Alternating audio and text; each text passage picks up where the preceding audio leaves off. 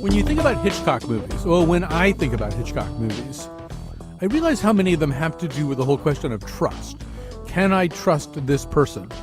Is my distrust of this person possibly misplaced? You know, I mean, it runs like a thread through all of this, and it makes you wonder what kind of relationship Hitchcock had with his actors. Of course, we now know that sometimes that relationship was a very, very unhealthy one and an unwanted one by the actors, certain actors, Tippi Hedren in particular. But more than that, how did Hitchcock see actors? How did he see people? How did he make one seem more like the other? That'll be a big part of our discussion today.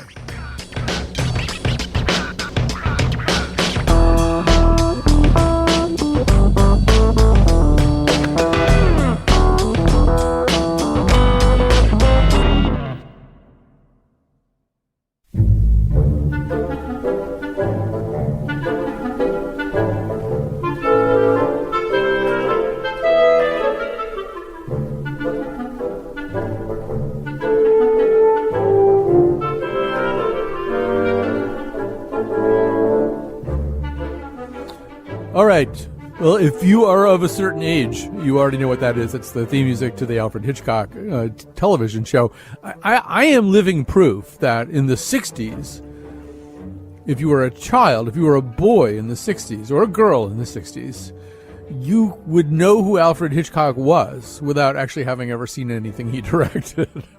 Because he was sort of like that, you know. And the thing began with this music and a picture of him in silhouette, and then he's talking to the camera, and I knew exactly who Alfred Hitchcock was, except I didn't know anything about Alfred Hitchcock.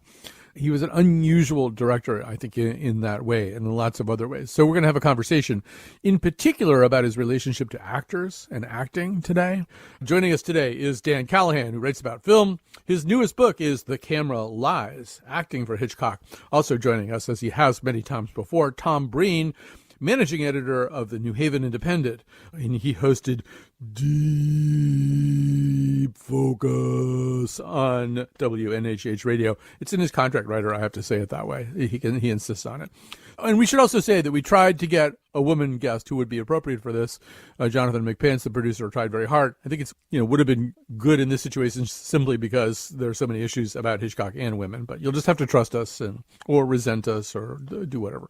So first of all, welcome to the show. Hello. Thank you. Thanks for having us. Maybe just to begin with an overview, Dan, you say in the book that Hitchcock's creativity is based on fear and wanting us to be afraid with him. As I think about Hitchcock, to me, I don't think there's another director I can think of who is so obsessed, or auteur, who is so obsessed with the issue of trust. So many of these movies are about, can I trust this other person? Is this person telling me the truth about him or herself? Was I wrong to distrust this person? Maybe I should have been distrusting that other person there, whereas this person who didn't seem trustworthy actually is. I mean, that does seem to flow. I don't know how well he ever articulated that, but it seems like this gigantic issue for him. Well, it's a very large issue. And I think what it has to do with is that what I say in the book is that fear, the thing that he's against his entire life, and all his movies are against, are complacency.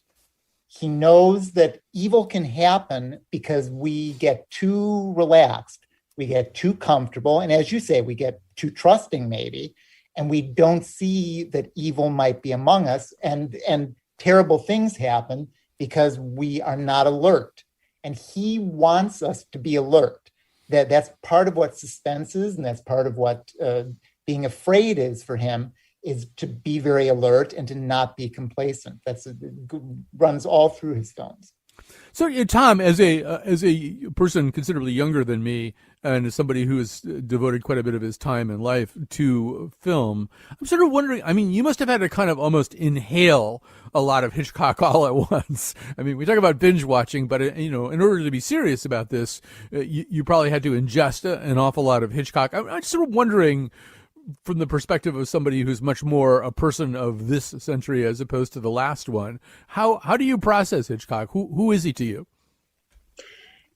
Well, yeah, I would say that's very much true. My first job ever in high school was at a movie store, kind of right as all of the VHS were being dropped and DVDs were coming in. And I certainly remember a lot of people renting Psycho and North by Northwest. So even before I kind of fell down the film criticism rabbit hole, I'm certainly very aware of Alfred Hitchcock as a kind of titan of this art form. And is there any better director to inhale their work, especially that stuff in the 1950s, from Rear Window to Vertigo, North by Northwest, Psycho and the Birds in the early 60s. I mean, this is all, he is a kind of master of straddling that entertainment and art divide. Each work is such a joy, it's such a thrill to watch.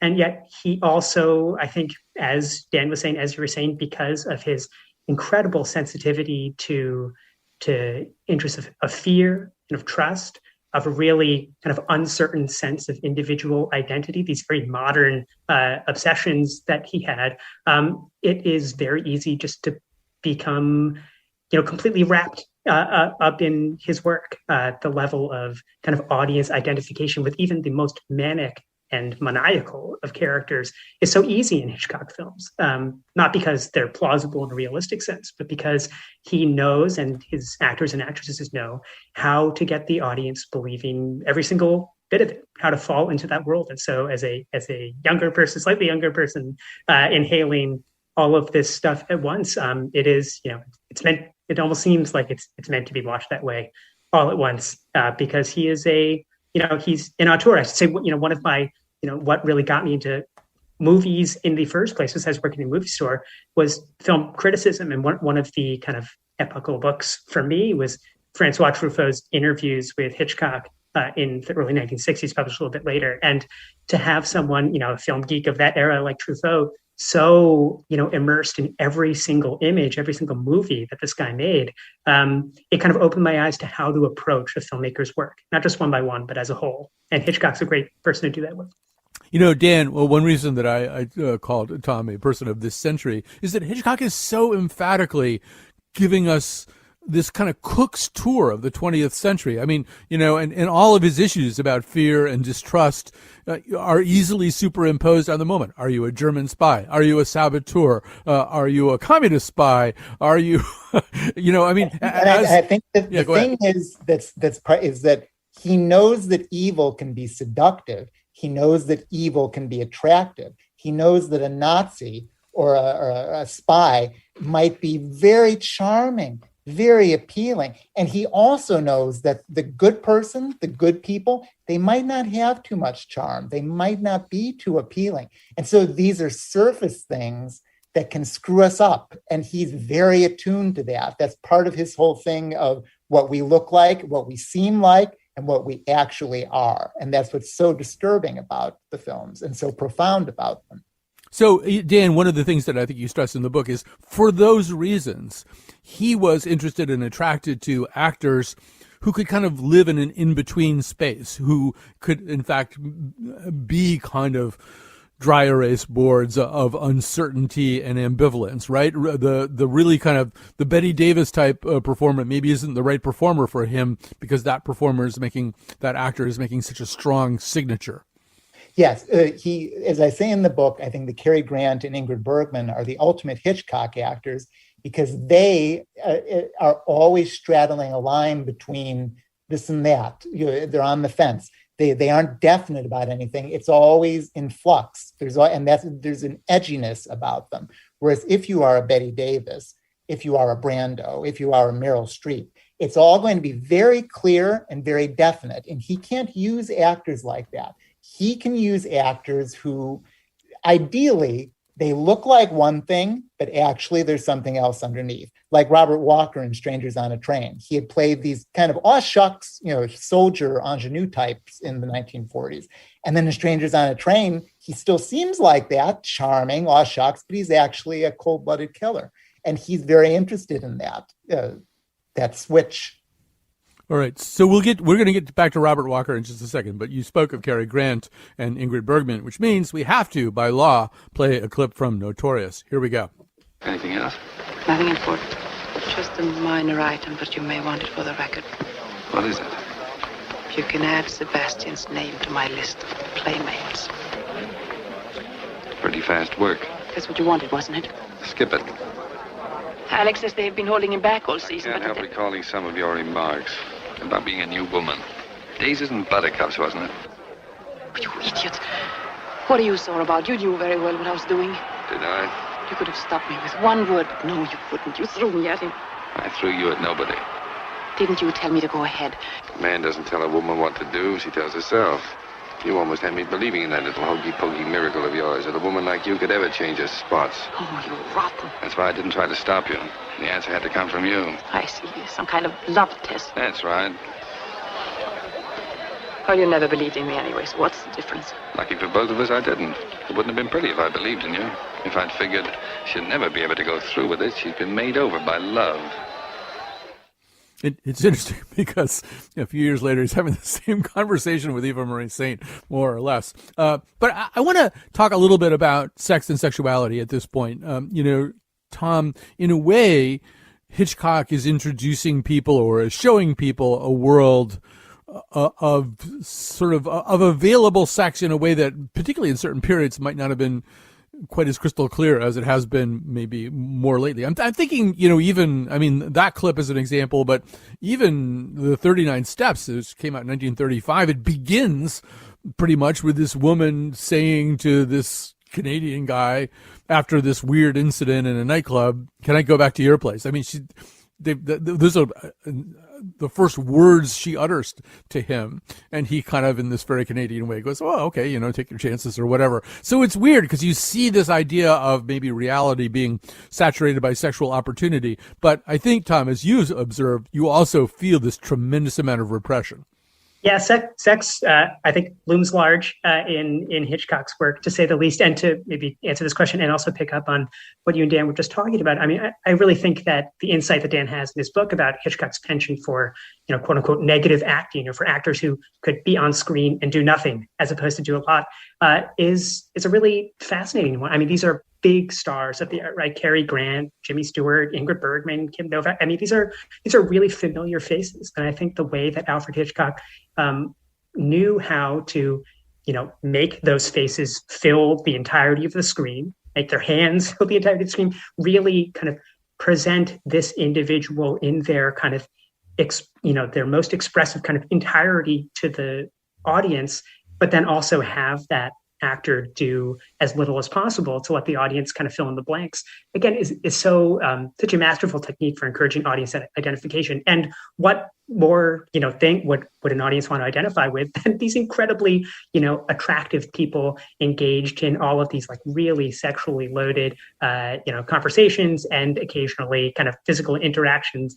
I think that, not just in the superficial similarities of all of the young, busty, blonde women that Hitchcock cast in his movies, which I think speaks volumes to what we should talk about later about maybe the sexism that also looms large over this work.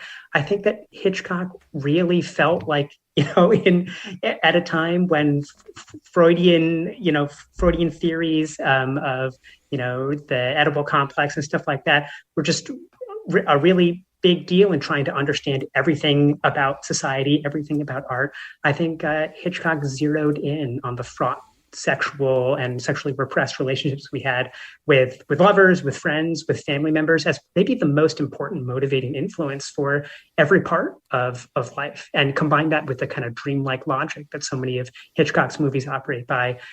It is a really it's at times it feels kind of scandalizing and violating, obviously Psycho being a good example of feeling violated by what's going on screen, but also he's identified this as a really important part of human existence that he wants to explore again and again and again and again. So, so I think it was interesting, some of the things that Tom just mentioned, Dan, and I'll zero in on one of them here, which is, if you think about Rear Window, there is a quintessentially busty blonde who the Jimmy Stewart character refers to as Miss Torso over there. But in fact, the apex of desirability is Grace Kelly, who's a very, very different creature. How's your leg? Hurts a little. And your stomach? Empty as a football. And your love life? Not too active. Anything else bothering you? Mm-hmm. Who are you? Reading from top to bottom. Lisa. Carol. Fremont. Is this the Lisa Fremont who never wears the same dress twice? Only because it's expected of her. It's right off the Paris plane. You think it'll sell? Well, that depends on the quote, you know. Let's see, now there's the airplane ticket over and import duties, hidden taxes, profit markup. A steal at $1,100. $1,100? They ought to list that dress on the stock exchange. And this is, I think, something that you explore a lot in your book is, who are women to Hitchcock, and what does he crave in them? What does he want us to crave in them? It's something more, really, I think, than just somebody who's blonde and stacked. There's different types of women. There's the Grace Kelly, there's the blonde, but then there's also the Barbara Bel Geddes, in Vertigo. And his own daughter, Patricia Hitchcock, who's in several of his movies, including Psycho and Strangers on a Train. There's the woman who is very blunt and funny and is not at all the goddess. There's the goddess, and so what he had in life with his wife and with his daughter, it was this very blunt, sort of not fantasy, not sexuality, not just no mystery at all, And so he's always weighing these two things in his films between the goddess, who he longs for, and then the reality of life, which is, and he puts them both into his films, and he's always weighing the two of them. I mean, it's a very complicated subject. It is a very complicated subject. I guess maybe this is a good point to mention that according to Hitchcock, and Dan, I don't know what you make of this statement, but he said, either jokingly or seriously, that he'd only had sexual intercourse once for the purpose of creating progeny. Does that strike you as a truth, or kind of a quasi-truth, and something that has the quality of being true? I think it's probably pretty close to the truth. Mm-hmm. If it isn't the absolute, I think it's probably pretty close to the truth. And so someone who isn't having sex at all, of course, they're obsessed with sex as a subject, and imagine the torment of that too, so that is something that, if you want to understand where the films come from, where the art comes from, that is the basis of it. But we wouldn't still be interested in Hitchcock if he wasn't someone who gets way beyond that in his films. I think what I was speaking about with Tom earlier was that he's curious about every person in his films. He's curious about everyone, and he identifies with all of them, even the small part players. And his films are so great because you can wonder about the people who play bit parts practically, who have 4 or 5 lines. They are whole human beings, 3-dimensional human beings, mysterious, and you want to know more about them. And I mean, that's part of the richness of his films and why it's so much fun to watch his films more than once. You can watch them over and over again, and you always are going to see something new. You always are going to perceive something else in them because they're jam-packed with, all these rich characters. Right. If I may interject very quickly on that before we leave the kind of sex and sexual repression and also all the side characters, I think Rear Window is a perfect example of what you and Dan were just talking about. And one, the main character played by Jimmy Stewart, immobilized and effectively impotent, it seems to be greatly motivated by his inability to do anything, including having sex. And that seems to be driving this voyeuristic impulse to look at, what everyone across the way is doing in their own private apartments. But as Dan was saying, I mean, talk about a movie with great characters that just kind of appear and then they're gone. Miss Lonely Hearts. I don't remember the name of the actress, but Dan has a few wonderful facts about Judith Evelyn. Oh my goodness, she's just lovely. But I mean, the investment that Hitchcock and the audience have in her story, a woman who I'm not even sure if her character has a name beyond Miss Lonely Hearts, in her desperation, her loneliness, the camaraderie between her and Jimmy Stewart's character just by virtue of him watching her. I mean, the empathy that develops. It's really an incredible relationship without anyone meeting once in the movie. It's just incredible. Yes. Yeah, what's great about it is, if you remember in Rear Window when Jimmy Stewart is looking at Miss Lonely Hearts when she's doing that really pitiful dinner and pretending like she's with someone, and he toasts her. It's wonderful because he feels like he identifies with her. Like he knows like the Miss Lonely Hearts in him. And he's toasting it. And that's so beautiful. That's why I think Rear Window is my favorite Hitchcock movie, because it's the most hopeful of them. Whereas a few of the others are pretty despairing. Rear Window isn't. Yeah. There was a fascinating staging of Rear Window by the Hartford Stage Company a few years ago. And it kind of, with everything that was done with the set, Tom, calls to mind one of your thoughts about Hitchcock, Tom, and that is that he's a very interpretable director. He invites, I mean, you can look at Rear Window 5 or 6 different ways. And you could do that. I mean, sometimes what you're seeing is very obvious. Train goes into a tunnel. We get it. But there are, I think you suggest a lot of invitations to interpret. And of course, I mean, that is another key part of my love for Hitchcock. I think a lot of people's love for Hitchcock. I mean, I can't think of a director who puts actual kind of psychiatrists in his movies as frequently as Hitchcock does, of course, in Psycho and in Vertigo. And there's a wonderful scene, towards the end of The Birds, where the whole family is kind of trapped in their cottage as it's being bombarded by birds attacking them. And all they really do is just shout, "Why is this happening?" at one another. This need to try to understand what is happening without any actual single answer being offered. We can talk about how that works in Psycho a little bit too. But I think that Hitchcock is very aware that you want to keep things simple. You want to make sure that the audience understand what's going on, that they are kind of cued into the crop duster flying in the background, that something serious, weighty is about to happen. But also, you can't provide every single answer. These aren't movies just about things. These movies are things. These are, discrete works of art that offer, let the audience understand, try to come up with their own understanding as to what on earth is going on in here. Why on earth is Scotty Ferguson, undressing and dressing and undressing and dressing this apparent complete stranger? What is it that's motivating them? I think the beauty of Hitchcock movies is that he doesn't want the audience to think that the answer is any one thing, or at least I don't think he does. And that interpretability is just a joy. All right, we're going to have to take a little break here. We'll go out with some music from Rear Window. I have to, this is for 10 years been my favorite piece of movie trivia, that the piano playing guy in Rear Window is the Alvin and the Chipmunks guy. So I will take this opportunity to say that. But anyway, here's some music from Rear Window. We'll be back with more Hitchcock.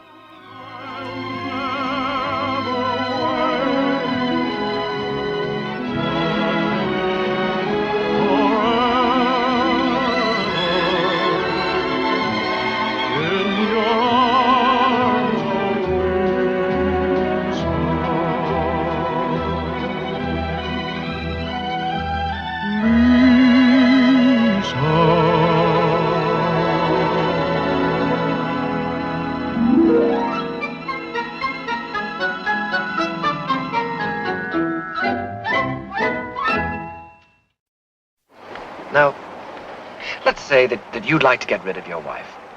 It's a morbid thought. No. Just suppose. Let's say that you had a very good reason. No, let's Let's say. Now, you'd be afraid to kill her. You know why? You'd get caught. And what would trip you up? The motive. Now, here's my idea. I'm afraid I haven't got time to listen, bro. Listen, it's so simple, too. Two fellows meet accidentally, like you and me. No connection between them at all. Never saw each other before. Each one has somebody that he'd like to get rid of. So, they swap murders. Swap murders? Each fellow does the other fellow's murder. Then there's nothing to connect them. Each one has murdered a total stranger. Like, you do my murder, I do yours. We're coming into my station. For example, your wife, my father. Crisscross. All right, so you're hearing Farley Granger and Robert Walker in Strangers on a Train. So many trains in Hitchcock. So, Dan, you write at length about the performance of Robert Walker, which was alluded to in the preceding segment too, that it might be the best performance in all of Hitchcock. Say more about that. Well, I think Robert Walker was in a very bad place when he was shooting Strangers on a Train. He'd broken up with his wife, Jennifer Jones. He had been he'd been institutionalized, really. At the Menninger Clinic. Yes. And so he came out, and he had never played a part like this before. And Hitchcock was very aware that he was dealing with a very volatile situation. And he even said to Farley Granger, something might happen on our film. We don't know. He was interested to see if he put this in front of the camera, what would happen.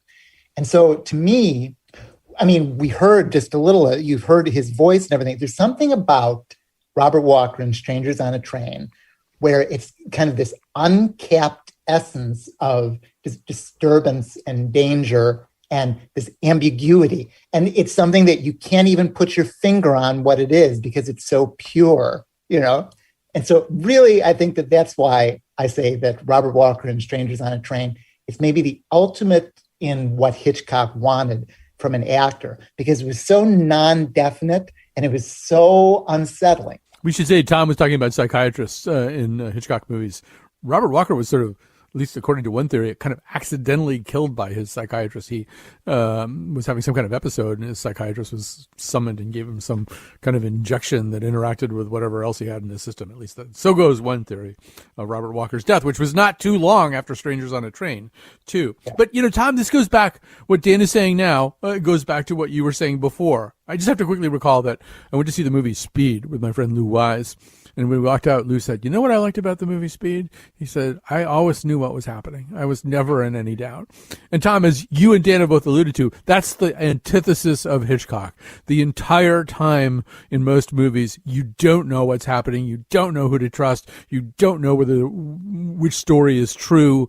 And it's kind of amazing that people will put up with that. I think human beings normally crave a certain amount of certainty. They like to know what's going on. I don't know, Tom, do you have a theory about how Hitchcock can get away with this? Yeah, I think that's a really fascinating and important insight. And I think that, as we've been saying throughout, Hitchcock kind of has it both ways. He really, I think, is evidenced by his conversations with Francois Truffaut and everything we've said today. He's not a big fan of the plausibilists, people who would say, well, that wouldn't really happen that way. There's no way a stranger, who just kind of bumps shoes with someone on a train would wind up killing their wife at a carnival fairground or something.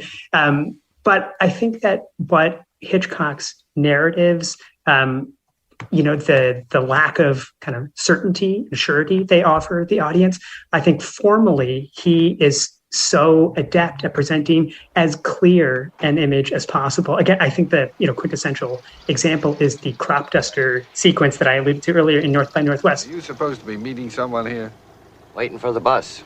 Due any minute. Oh. Some of them crop duster pilots get rich. They live long enough. Yeah. Then your name isn't Kaplan. Can't say it is, 'cause it ain't. Here she comes, right on time. That's funny. What? That plane's dusting crops where there ain't no crops. This is the height of gratuity. There's no need for this scene to exist in the movie at all. I mean, Cary Grant playing this ad man on the run in this kind of spy adventure.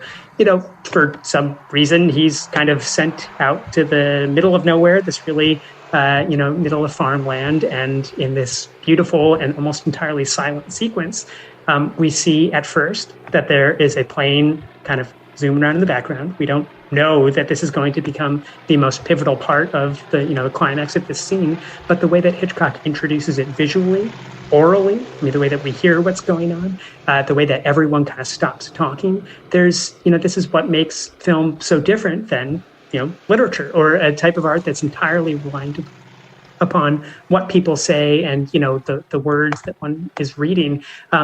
Hitchcock knows how to use all of the different elements that make film this kind of composite form of art to make sure that, I think, in his best movies, the audience does know what's going on, even if narratively it doesn't really matter. I mean, this is the MacGuffin guy, right? Like, you don't have to really know what the spy secrets are, but you have to know that they're important to the characters, and you have to know that something's building to a perhaps apocalyptic height. Okay, so Dan, there's a lot to pull apart in what Tom says, but I should say, by the way, we're talking to Tom Breen, managing editor of the New Haven Independent, hosted a deep focus on WNHH Radio, and Dan Callahan, who writes about film. His newest book is The Camera Lies, Acting for Hitchcock. So, there's kind of an interesting dynamic tension or paradox in some of the things in the book, Dan. Particularly the idea that on the one hand, you have Hitchcock as this. I don't know. He's pretty godlike as a director. It's kind of like, look, you don't have to do too much. My camera will find you, frame you, get you to do a good performance. But on the other hand, he likes to work with iconic stars. You say that one reason he likes to work with iconic stars is he believes that people care more about what happens to Cary Grant out there in that field with that crop duster. They're going to be much more worried about Cary Grant than they would be about somebody they've never seen before in their lives. But it just is interesting how many iconic actors, who just really represent the creme de la creme, decade after decade, he wants to have in his movies, even though he clearly also thinks that he should be in charge of pretty much everything. So I don't know. Can you tease out that paradox a little bit? Well, yeah, I think the important thing about him and actors, he was born in England, and in his 1930s movies in England, he was working with very distinguished theater actors like John Gielgud, Peggy Ashcroft, Michael Redgrave. And the thing that he didn't like about them was that they didn't take his little thrillers seriously. They were doing Chekhov and Shakespeare in the evening, and they didn't care about this little thriller that they were doing. And he could feel that, and he didn't like that. And that's why he said his famous line, actors are cattle, and because he was offended that they didn't take what he was doing seriously. But when he went to America, and as the years went on, when he did Psycho, Janet Leigh and Anthony Perkins were both very serious about their parts. And he was very happy about that. And so he was very happy to let Anthony Perkins add lines and add bits of business. And when Janet Leigh is doing the scene in the car where she's driving and hearing thoughts in her head, he sat by the camera and read them to her because he wanted to, give her the mood that she needed. And so I think this thing of him not wanting to work with actors, it's that he didn't want to work with actors who didn't take what he was doing seriously. If they took it seriously, he was happy and touched to work with them.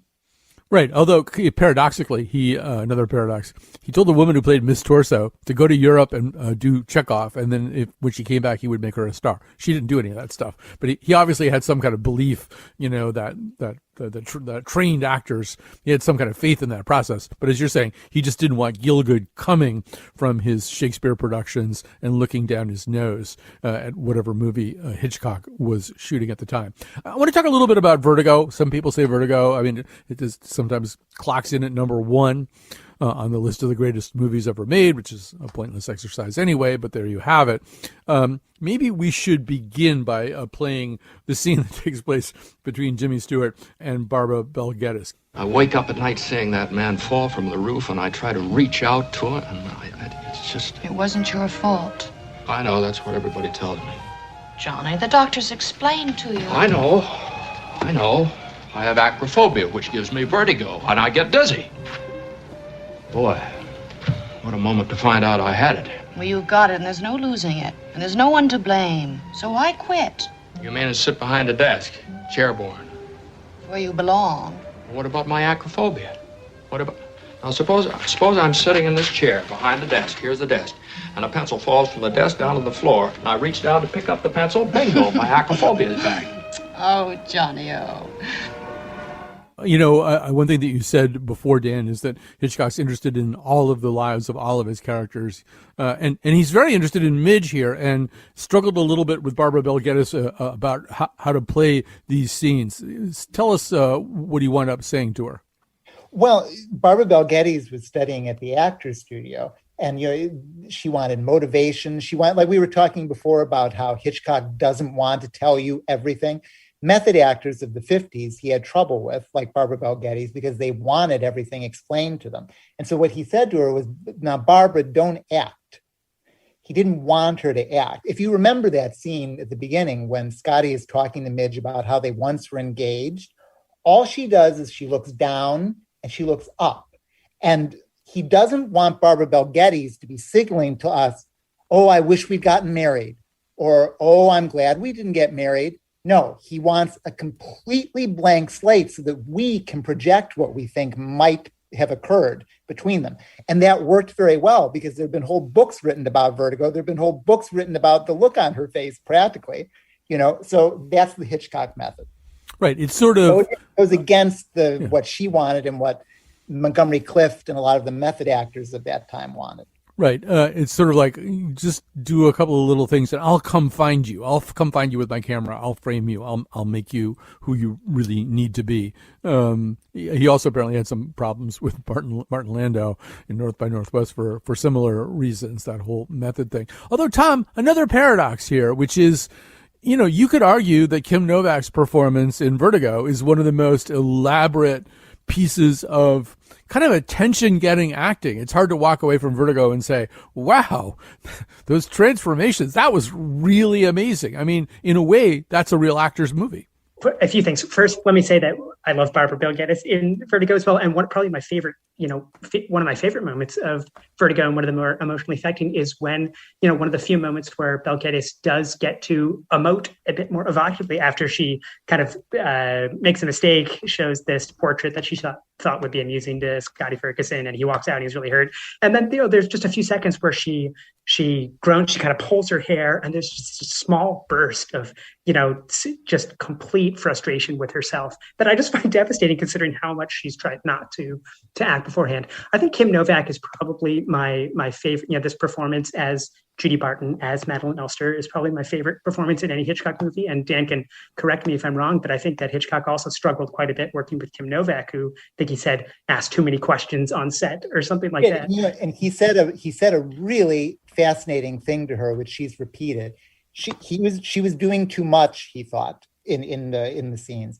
And he said to her, what you're doing is, it's like your face is a blank sheet of paper and you're scribbling all over the paper so we can't read it. I want you to write one clear sentence on the sheet of paper, and then it will work. And then it will, because she wanted too much explained to her, like Barbara Bel Geddes.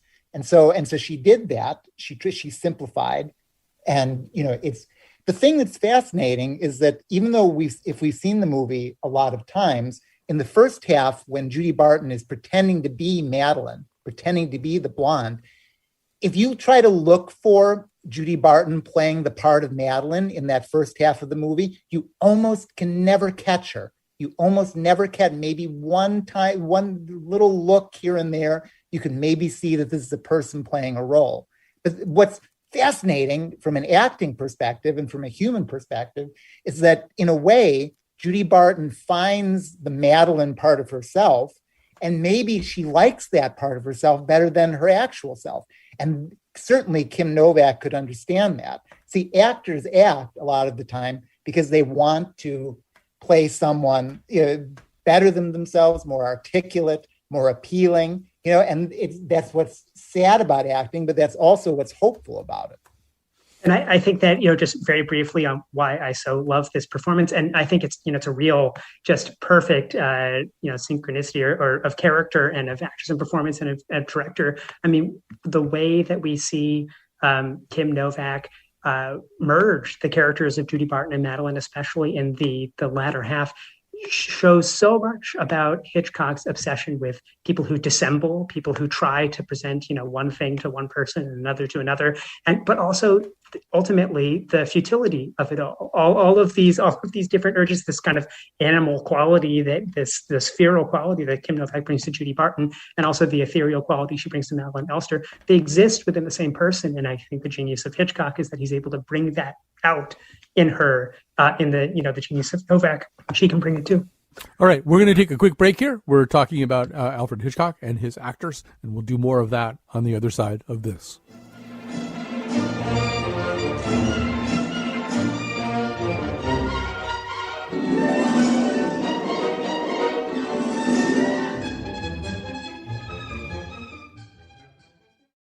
Is your time so empty?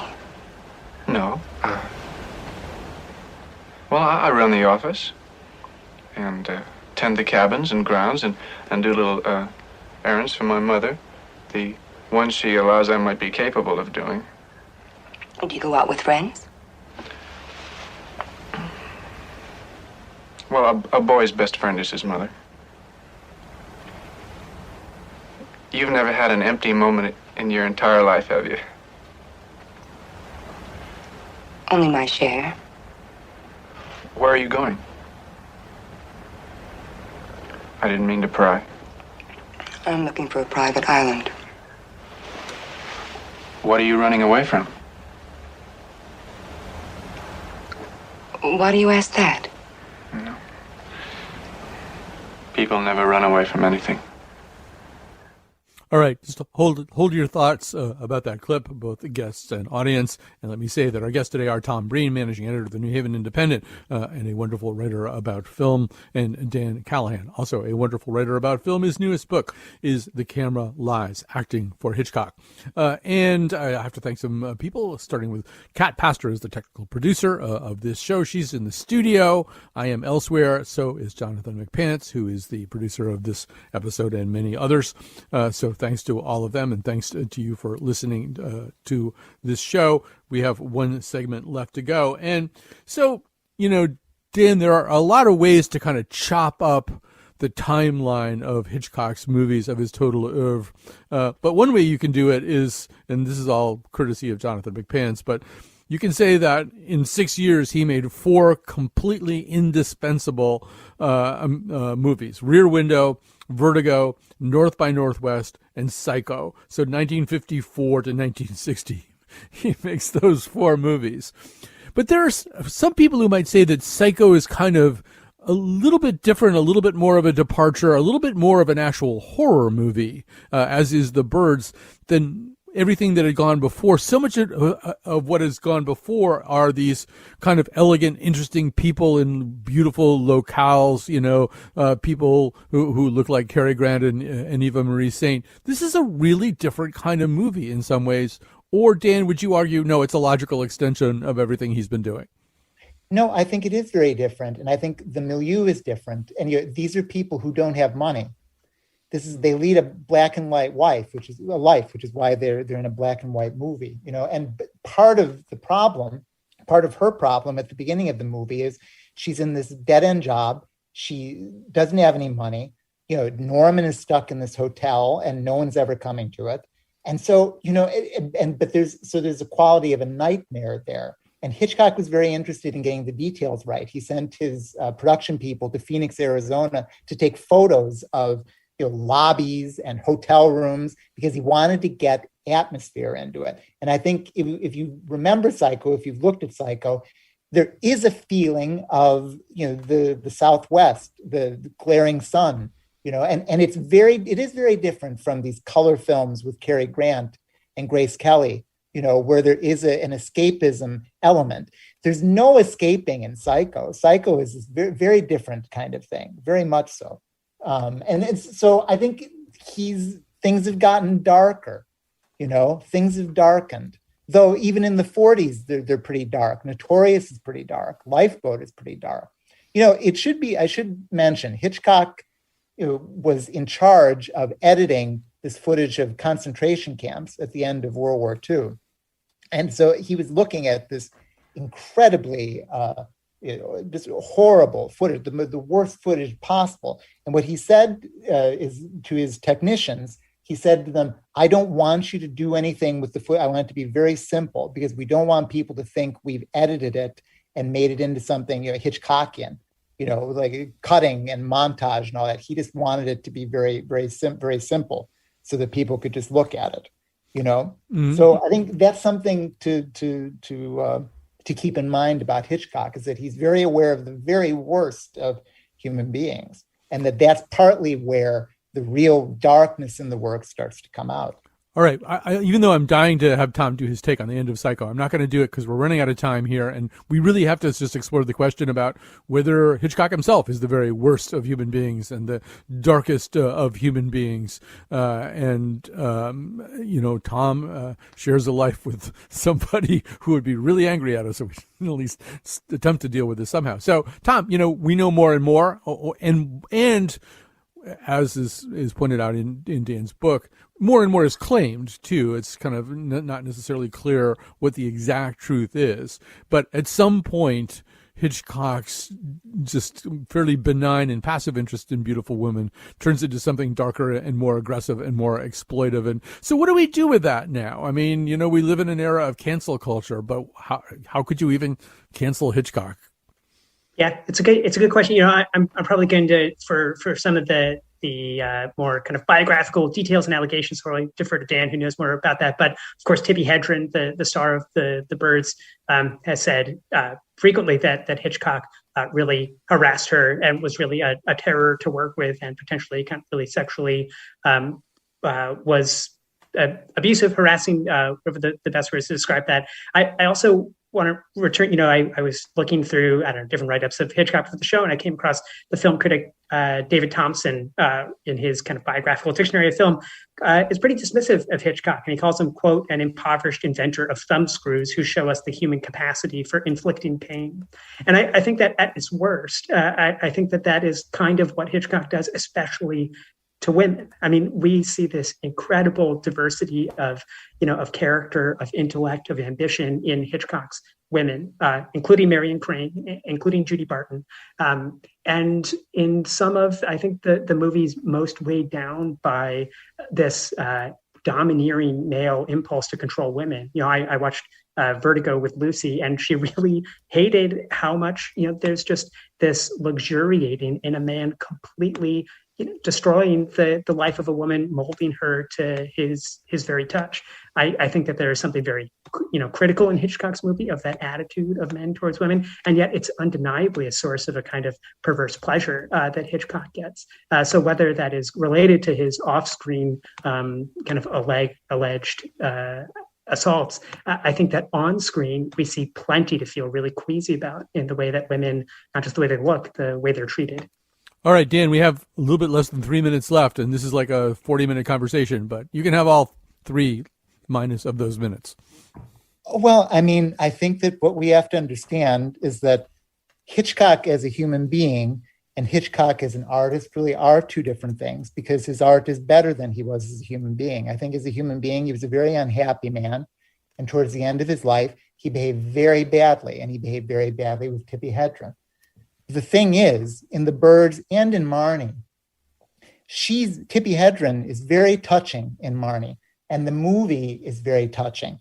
And terrible things were going on between the two of them while they were shooting it. And that's one thing.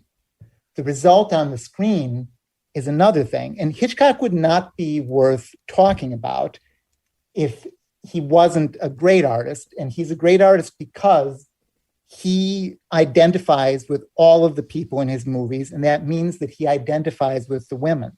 He often identifies with the women far more than he identifies with the men. The men in his movies are often quite unsympathetic, and the women are often extremely sympathetic. I think what he said to Francois Truffaut is that he said that he was uncomfortable sometimes shooting a scene like the shower scene, because on the one hand, he knew he was doing it as a kind of technical feat. But on the other hand, he said to him, so I often will think about what it would be like for the victim. I'm always thinking about what it would be like. It is worth, this thing of the person and the art that they make. Hitchcock as a person, he was very unhappy. He wanted to be Cary Grant, and he wasn't. And Cary Grant himself wasn't Cary Grant. But that's part of what these very rich and troubling and complicated movies are all about. And that's partly why there have been so many books, there have been so many reactions to them, because if you're making a bad film, you're going to say, this is what my movie is about. I am going to make this movie about this, that, or the other thing. Hitchcock never does that, because a real artist, a great artist, is someone who operates by instinct.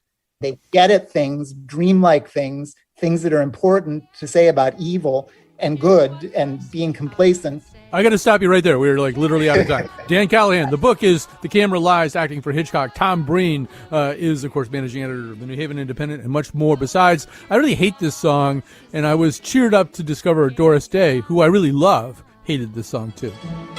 What will be, will be.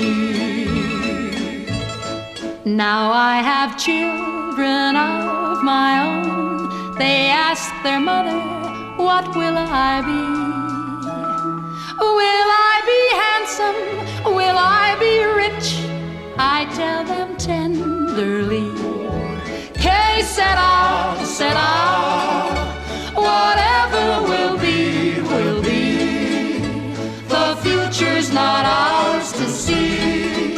Que sera, sera. What will be, will be. Que sera.